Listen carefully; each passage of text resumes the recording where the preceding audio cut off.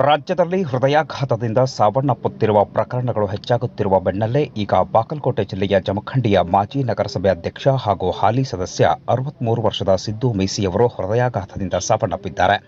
July 16ರ ಬೆಳಗ್ಗೆ 9 ಗಂಟೆ ಸಂದರ್ಭ. ಬಾಗಲಕೋಟೆ ಜಿಲ್ಲೆಯ ಜಮಖಂಡಿ ನಗರದಲ್ಲಿ ಬೆಳಗ್ಗೆ ಅವರು ಹೃದಯಾಘಾತದಿಂದ ಸಾವನ್ನಪ್ಪಿದ್ದಾರೆ. ಆರೋಗ್ಯವಂತರಾಗಿದ್ದವರು ಮನೆಯಲ್ಲಿ ಏಕಾಏಕಿ ಸುಸ್ತಾದಂತೆ ಕಂಡುಬಂದ ಹಿನ್ನೆಲೆ ಸ್ಥಳೀಯ ಆಸ್ಪತ್ರೆಗೆ ಕರೆದುಕೊಂಡು ಹೋಗುವಷ್ಟರಲ್ಲಿ ಸಾವನ್ನಪ್ಪಿದ್ದಾಗಿ ಮಾಹಿತಿ ಲಭ್ಯವಾಗಿದೆ.